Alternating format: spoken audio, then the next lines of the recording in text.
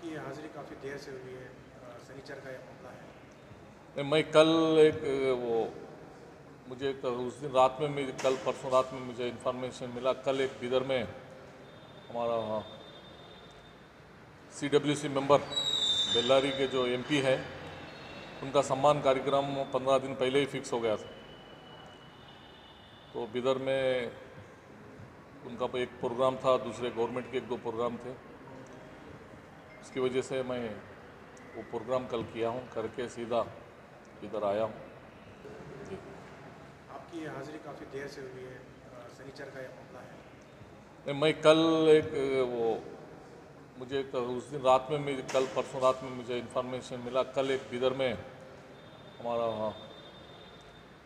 CWC member Bellary के जो MP है उनका सम्मान कार्यक्रम 15 दिन पहले ही फिक्स हो गया था।